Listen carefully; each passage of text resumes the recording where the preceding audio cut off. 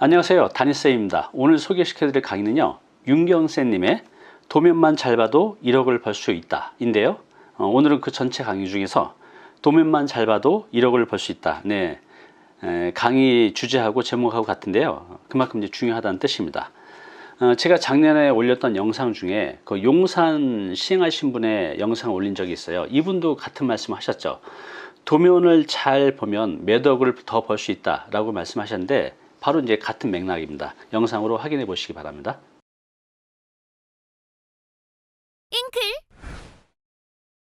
네, 안녕하세요. 행복한 은퇴의 지름길 신축을 통한 건물주택의 윤경쌤입니다. 네, 지난 시간까지 건축사를 만나서 어떻게 설계를 하냐에 대해서 배웠죠. 오늘은 이 도면을 보는 방법에 대해서 같이 알아보겠습니다. 제가 통상 수업할 때 이 도면 보자고 하면 다들 싫어하시더라고요, 보니까. 근데 오늘 강의를 들으시면 무려 1억 원이 생깁니다. 안 보실 수 없죠? 같이 알아보겠습니다. 자, 설계 도면의 의미 제가 말씀드렸는데, 저는 설계 도면을 통상 그냥 막 하는데, 여러분들 입장에서 건축주 입장이 아니라 사용자 입장에서 하는 걸 좀 권장드립니다. 결국은 이 집 짓기도 사람이 살 수 있는 공간을 만든 거기 때문에 이 누군가 살 사람에 대한 이 배려가 필요한 거죠.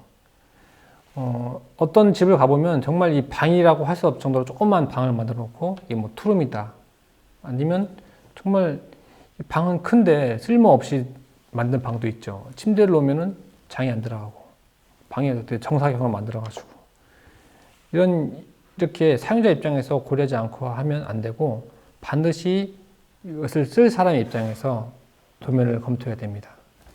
그리고 이 통상 보면 설계 도면을 제대로 안 보고 나중에 공사하다가 현장 가보니까 이거 너무 좁다, 옮겨달라 하면은 물론 옮길 수는 있습니다. 하지만 거기에 따른 비용과 돈이 발생합니다.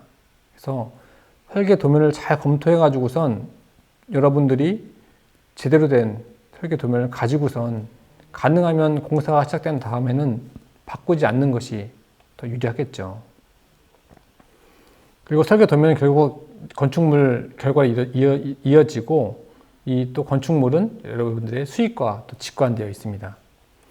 이렇게 여러분들 혹시 하인리 법칙 들어보셨나요? 1대 10대 100의 법칙이죠. 처음 계획할 때 1의 단계에서 수정하면은 큰 어려움 없이 할 수 있습니다. 하지만 그게 지나가서 10의 단계, 즉 건축이 시작된 다음에 바꾸려면 10의 노력이 필요합니다. 근데 이게 지났다, 다 지어진 다음에 100의 단계 봤더니 구조가 이상해서 사람이 안 들어온다. 네, 그러면 본인한테 큰 손해가 발생하겠죠. 그래서 저는 이 설계 도면이 바로 1의 단계다. 그래서 최초부터 잘 검토한 것이 나중에 큰 결과를 만들 수 있다라고 말씀드리고 싶습니다. 자, 설계 도면 이제 화면 보시면 일단 복잡합니다. 어디서부터 봐야 될지 모르겠고, 사실 제가 이제 색을 넣었는데 색도 원래 없습니다. 그렇죠? 하얀 종이에 그냥 숫자와 또 이런 그림으로 이루어져 있는데 잘 눈이 안 들어오죠. 이걸 어떻게 보느냐 제가 하나씩 알려드리겠습니다. 자, 설계 도면은 각 기호들이 무슨 의미를 하는지 잘 이해하셔야 됩니다. 그리고 사람이 사는 공간, 즉 방 크기가 적당한지를 보는 것이 중요합니다. 그리고 이 공간의 배치가 적당한가, 그리고 치수는 어떻게 보는 것일까, 여기에 대해서 하나씩 알아보겠습니다. 자, 일단 치수는 여러분들 여기 보면 19,800이라고 되어 있는데, 이게 뭐죠? 19,800cm 아니죠. 다 밀리미터입니다. 그래서 19,800이면 몇 미터죠? 네, 19.8m가 되겠죠. 1m가 1000mm죠. 그렇죠? 네. 그래서 이 나와 있는 숫자는 다 밀리미터이다. 그리고 두 번째는 이제 코어의 위치를 확인해라. 제가 말씀드렸는데, 이 코어가 뭘까요? 이 코어, 코어 운동 이런 거 많이 들어보셨죠? 이 코어는 중심이죠. 핵. 이 핵이 뭐냐? 건물의 이 중심은 뭐죠? 이 건물의 1층부터 꼭대기까지 똑같이 올라가는 게 뭐가 있을까요? 바로 계단과 엘리베이터가 있습니다. 그래서 이 코어는 계단실이라고 통상 얘기합니다. 그리고 세대를 구분해서 봐야 되고 동선을 따라야 됩니다. 그리고 주부의 공간을 갖다가 봐서 주부가 생활하기 편한지를 보는 게 중요하겠죠. 그리고 이 공간별 크기가 적당한지를 갖다 보는 것도 이 설계 도면 보는 순서입니다. 자, 그러면 여러분들 코어 보는 것부터 한번 보겠습니다. 이 코어는 말씀드렸듯이 계단실이라고 통상 이야기합니다. 그래서 건물 1층부터 아니면 지하부터 꼭대기까지 계속 이어져 있죠. 그래서 보시면 같은 땅인데도 불구하고 이 코어 설계 위치가 다 다릅니다. 1화는 북쪽에 있고 위쪽에 있고 2화는 한쪽에 치우쳐 있고 3화는 입구 옆에 있고, 그래서 어떤 코어가 가장 좋을 것인가. 이 코어는 가능하면 작은 게 좋습니다. 이 코어 위치는 이제 공용 공간으로서 계단과 엘리베이터가 들어가기 때문에 가능하면 코어가 작아야지 효과를 볼 수 있습니다. 그래서 이 코어 위치가 어떻게 잡냐에 따라서 이 건물의 방의 크기가 달라지겠죠. 이 한쪽에 코어가 위치하게 되면 뭐가 안 좋을까요? 네, 방이 여러 개 있으면 멀리 있는 쪽까지 가려면 복도가 길어지겠죠. 그러면 일단 공간이 손실이 많이 발생됩니다. 그래서 이 코어는 가능하면 이 건물의 중심에 있는 게 가장 좋습니다. 근데 중심에 있기 어려운 게 뭐 주차장이나 아니면 다른 여러 가지 여건을 봐가지고선 이 공간의 중심에 있는 게 가장 효율적으로 설계하는 방법입니다. 다 이 3안 다 이 건축사분들이 설계한 거지만 이렇게 보시는 바와 같이 다 서로 다른 의견을 가지고 있습니다. 두 번째는 이제 세대 공간입니다.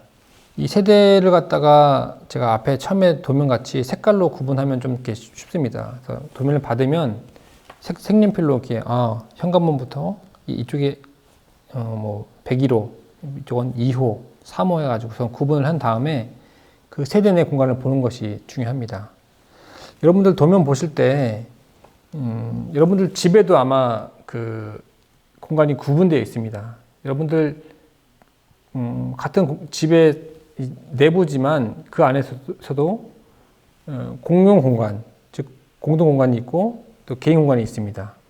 공동 공간은 현관 같은데, 그다음에 거실, 식당, 복도, 현관, 그다음에 공용 화장실 등이 공동 쓸 수 있는 공간이고, 개인 공간은 어디가 있죠?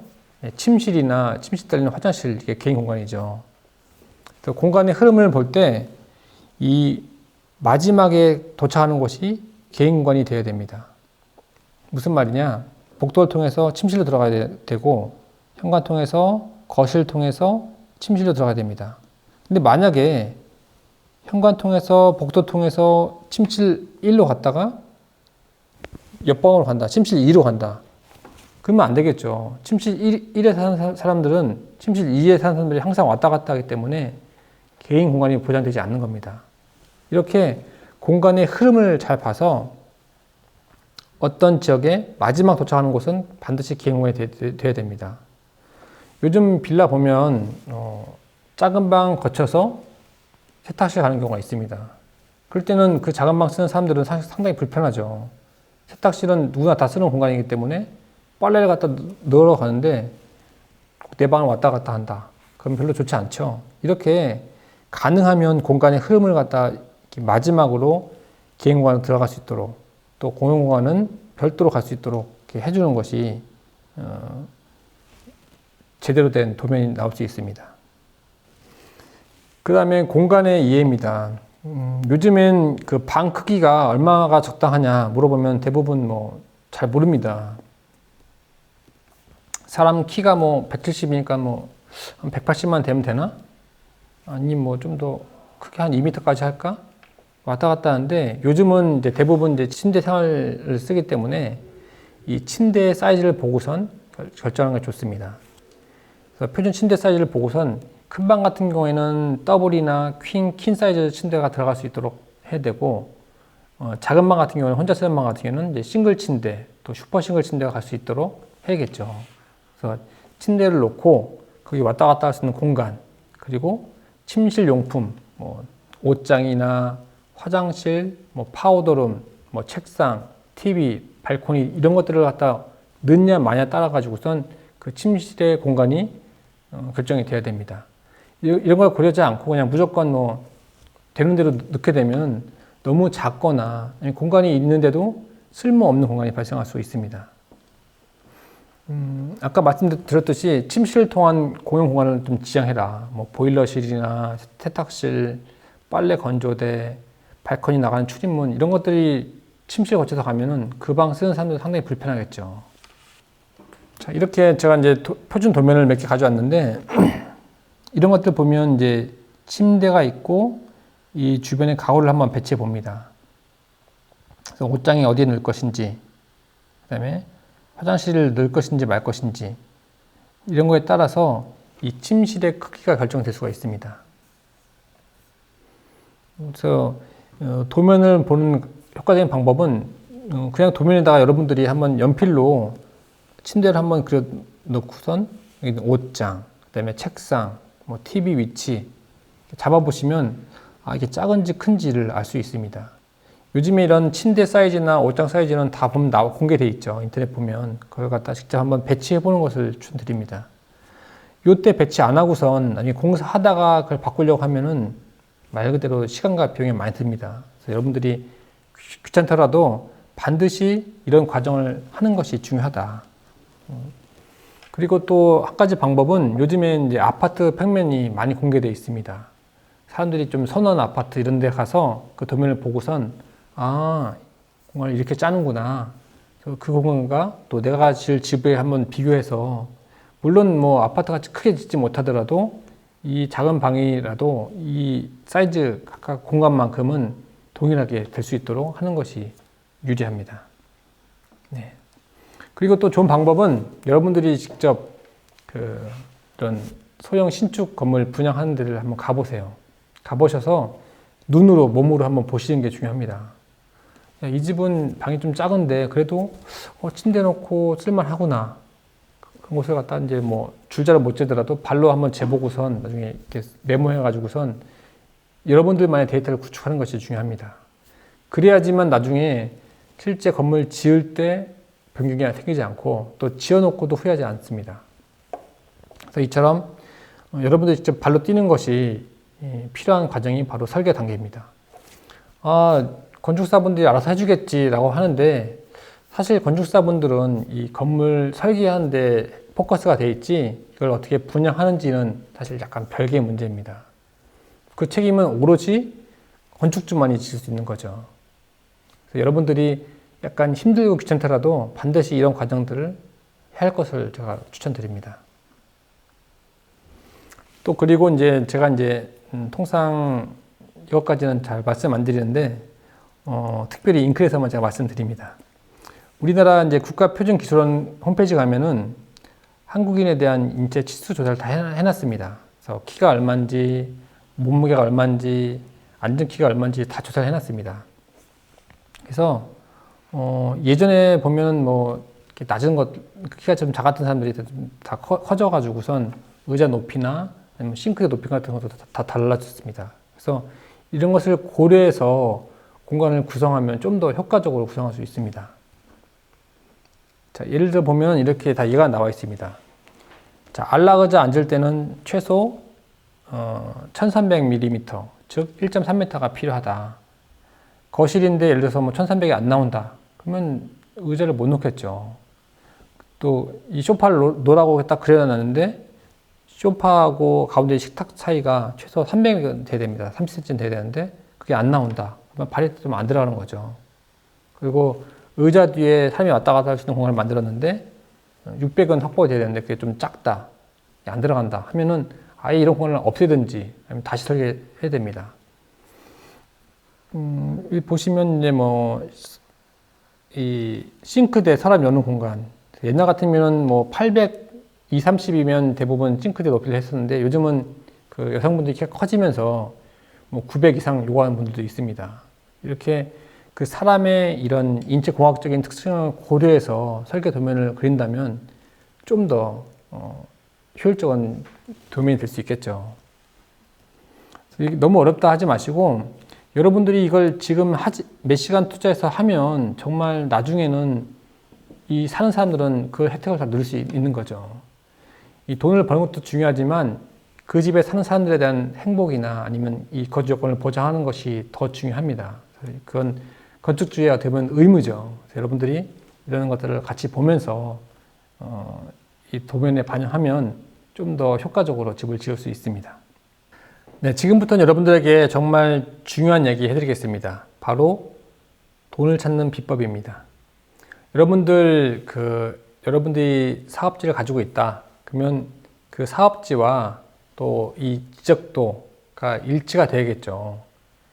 그래서 통상 거래할 때는 지적도상의 면적으로 거래하기 때문에 내 지적도상의 면적이 100평이다 라고 했는데 실제 땅이 뭐 90평밖에 안 되면 안 되겠죠. 그렇죠? 그러기 위해서 뭘 하죠? 측량을 합니다.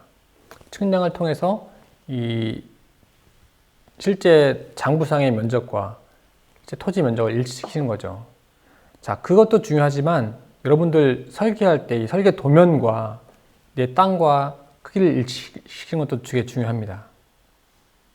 무슨 말이냐? 내 땅은 100평인데 이 설계 도면상의 면적은 예를 들어서 95평이다. 그러면 안 되겠죠. 손해 보는 거죠. 반대로 더 크게 설계했다. 110평까지 설계했다. 그러면은 나중에 짓고 났을 때 대지안의 공지나 일조권 받는 이 폭이 확보가 되지 않아서 잘못하면 중국에 나지 않습니다. 오늘은 그걸 찾는 방법에 대해서 말씀드리겠습니다. 단계는 총 4단계입니다. 그래서 첫 번째는 지적도상의 면적을 구하고, 두 번째는 측량한 결과를 확인한 다음에, 세 번째는 설계 도면상 토지 면적을 확인하고, 네 번째는 실제 면적과 설계 도면을 비교해서 차이를 찾는 방법입니다. 첫 번째, 지적도상의 면적을 확인하는 방법입니다. 내 땅의 정확한 면적은 토지대장이나 아니면 토지 이용 개발 계획을 갖다 확인하면 나오죠. 그래서 면적을 갖다가 정확히 구합니다. 그래서 보니까는 이 사업지는 239.6 제곱미터의 면적을 가지고 있습니다. 그리고 그 다음에 뭘 해야 된다고 했죠? 내 땅이 맞는지 측량을 합니다. 측량을 하면은 통상 이제 토지정보공사에서 하는데, 해보니까는 경기의 보건 측량을 해보니까 마찬가지로 다행히 땅이 딱 맞습니다. 239.6 제곱미터가 나왔습니다. 그럼 몇 가지 나왔으면 이제 내 땅은 내 지적과 일치하다는 것을 알았죠. 두 번째 뭐라고 했죠? 그 다음 단계는 설계 도면과 내 땅이 일치한지 봐야겠죠. 세 번째는 건축사무소에서 준 설계 도면과 토지 면적을 갖다가 확인하는 방법입니다. 이때 단계는 설계 도면을 먼저 받아야겠죠. 근데 통상 종이에 준 설계 도면을 통해서는 면적 확인을 하는 게 어렵습니다. 그래서 이분들이 사용하는 전문 프로그램이 있죠. 오토캐드라고 해서 설계를 하는 프로그램이 있습니다. 이런 프로그램을 갖다가 받아가지고선 실제 그 프로그램상의 면적이 맞는지 확인해 보는 과정을 제가 말씀드리겠습니다. 약간 어려울 수도 있는데 여러분들 제가 수업하면서 제가 이 회원님들한테 말씀드리면 처음에 어려워하다가 내 땅이 1억 원에 달려 있는데 하면 다들 배우시더라고요. 보니까요. 그래서 아주 쉽게 설명을 드리겠습니다. 먼저 그 설계 도면을 봤습니다. 이때 그 다음에 이 오토캐드라는 이 프로그램을 설치하는데, 이 프로그램은 30일 동안 공짜로 쓸 수 있는 이 무료판이 있습니다. 그래서 이걸 다운 받아 가지고 여러분들 그 컴퓨터에 설치를 하면 됩니다. 그 다음에 설계사분들이 준 DWG라는 확정자를 가지는 파일을 갖다가 열어 가지고선 이 오토캐드에 띄웁니다. 제가 그 방법을 한번 정확히 실제로 한번 보여드리겠습니다.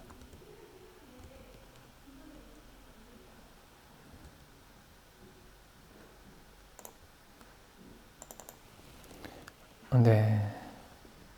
제가 설계 도면을 받아가지고선 저는 통상 뭐 안 받기도 하는데 저는 이 실제 이 CAD 파일을 받아가지고선 확인하는 게 편하기 때문에 확인합니다.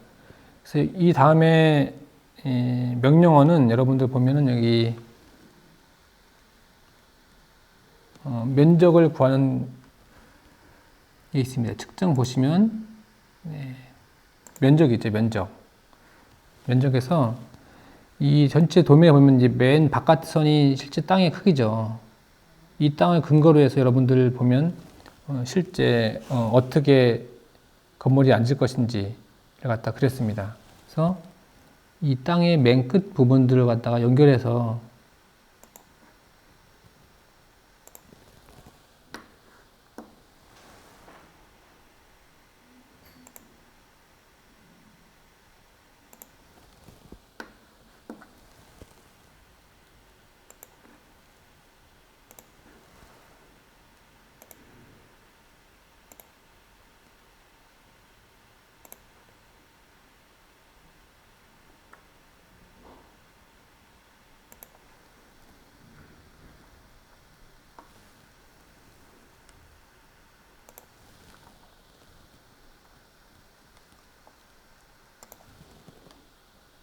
이게 구한 다음에 엔터를 딱 치게 되면 면적이 나옵니다.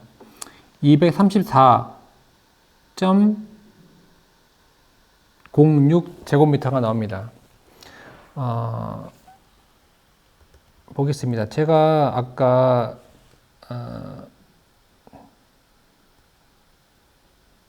화면에서 처음에 제 땅의 면적은 239.6이었는데 실제 재보니까 234밖에 나오지 않습니다. 저 차이가 있죠.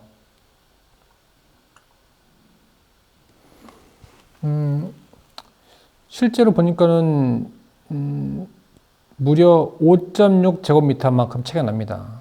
5.6 제곱미터는 약 1.7평이죠. 별로 차이가 안 나네라고 할 수 있는데 사실은 큰 차이입니다. 여러분 한 평이면 서울에서 땅 한 평이면 상당히 비싸죠. 최소 뭐 한 2천만 원 정도 가치가 나갑니다. 근데 중요한 것은 여기에 따라 가지고선 실제 건물도 전체가 다 그만큼 작아지는 겁니다. 실제 면적의 차이는 한 층당 1.7평이지만 5층짜리면 곱하기 5해서 실제로는 뭐 한 대여섯 평 이상 차이 나는 거죠. 이 가치가 바로 1억 원의 가치입니다. 여러분들 땅이 정말 꽉 찾아 먹어도 좀 아까운 땅인데 그걸 더 작게 해가지고 그랬다. 그럼 손해보면 안 되겠죠. 그래서 여러분들 제가 지금 짧게 보여드렸는데 만약에 좀 잘 안 되시면 유튜브에다가 검색해서 CAD로 면적 구하는 방법 치면 나옵니다. 쉽게 나오는데 한번 보시고 꼭 해보시길 제가 권장드립니다. 왜냐? 무려 1억 원의 가치가 있기 때문에 그렇습니다. 그래서 제가 실질적으로 이제 건축사무소 도면과 제가 실신형한 토지를 갖다 확인해 보니까는 무려 이제 한쪽에 뭐 59cm, 뭐 47cm, 140 정도 이렇게 차이가 납니다. 그러면은 이게 한쪽으로만 5cm 정도 차이 난다고 하는데 별로 차이가 안 난다고 할 수 있지만 양쪽으로 하면은 뭐 10cm, 한 20cm 차이 나는 거죠. 그럼 그만큼이면 사실 엄청난 차이입니다. 땅 면적으로 진짜 말씀드리면 뭐 1억 원 이상 가는 거죠. 그래서 이런 것들을 확인해서 건축사한테 다시 말씀드려야 됩니다. 그럼 이런 게 왜 발생할까요? 제가 이제 건축사분들하고 얘기하다 보니까는 두 가지 이유가 있습니다. 첫 번째는 잘 몰라서 생기는 경우가 있습니다. 이분들도 대부분 이제 그 CAD 파일을 만들 때 이 지적도를 갖다 놓고선 그걸 다 따라서 그립니다. 그러다 보면 이제 좀 잘못 그리는 경우가 있죠. 그래서 약간 잘못 그려가지고선 좀 작게 되는 경우가 있습니다. 땅의 면적이. 두 번째로는 일부러 작게 그린 경우가 있습니다. 무슨 말이냐고요? 건축사분들은 중요한 게 뭐냐면 이 건물이 준공이 돼야 됩니다. 근데 준공되려면은 뭐가 있었죠? 대지 안의 공지나 일조권 사서권, 일조권 제한 같은 걸 받아야 되는데 그게 잘못해서 뭐 몇 센치 차이로 안 나는 경우도 있거든요. 그래서 기왕이면 좀 작게 그려야지만 좀 더 여유 있겠죠, 현장 가면은. 그래서 일부러 좀 작게 그리는 경우가 있습니다. 물론 얘기 안 하겠죠. 이렇게 뭐 10cm 정도 작게 그리면 실제 현장에서 공사하다가 조금 넘어가더라도 네, 커버할 수 있는 거죠. 그래서 이런 것들이 발생하지 않게 하기 위해서는 여러분들이 반드시 확인하는 것이 필요합니다. 제가 오늘 짧게 말씀드렸지만 정말 1억 원의 가치가 있는 방법입니다. 자, 설계 도면은 여러분들이 전문가가 아니기 때문에 다 이해할 수는 없습니다. 하지만 건축주로서 반드시 알아야 할 부분들은 확인하는 것이 필요합니다. 왜냐하면 이 설계 도면은 곧 돈이고 사업성하고 연관이 되어 있습니다. 그래서 오늘 여러분들 좀 어려운 수업 했는데 자, 우리 집 설계 도면을 한번 확인해 보시기 바랍니다. 어디에 있느냐? 아파트는 관리사무소 가면 다 있습니다. 그리고 없다 하면 단독주택 같은 경우는 동사무소 가면 또 있습니다. 아니, 구청 가면 또 있습니다. 구청 가서 우리 집 설계도 달라 하면은 다 줍니다. 옛날에는 집을 지을 때 설계 도면을 제출하지 않으면 허가가 나지 않기 때문에 다 보관하고 있습니다. 그래서 그걸 받아가지고선 우리 집 도면이 맞나 안 맞나 한번 보시고 직접 줄자로 한번 방의 크기를 재보세요. 그래서 설계 도면에 대한 이해를 좀 할 수 있도록 해보시는 걸 추천드리고, 마지막으로 이 오토캐드 제가 설명을 드렸는데 이 무료판 쓰셔도 됩니다. 뭐 굳이 돈 주고 안 사셔도 되는데 단순하게 그냥 그 면적만 구할 줄 알면 되기 때문에 이 유튜브 통해서 이 면적 구하는 방식 한번 찾아보시면 쉽게 알 수 있습니다. 그래도 안 된다. 네, 그러면 제가 잉클 회원들만 특별히 저한테 메일 보내주시면 제가 해드리겠습니다. 네. 네, 오늘 이 설계 도면 보는 방법 배웠는데 상당히 좀 어렵습니다. 제가 말씀드려도. 하지만 여러분들이 이 정도는 공부하셔야지 건축주로서 자격이 될 수 있습니다. 이런 거 다 모르고선 하다 보면은 잘못하면 당하고 손해볼 수 있습니다. 그렇죠? 네, 다음 시간에는 더 좋은 정보로 찾아뵙겠습니다. 감사합니다. 네, 윤경수님의 강의 잘 들어보셨나요? 이번에 전체 강의 아래 댓글에 링크 달아 놓을 테니까요. 꼭 가서 보시기 바랍니다.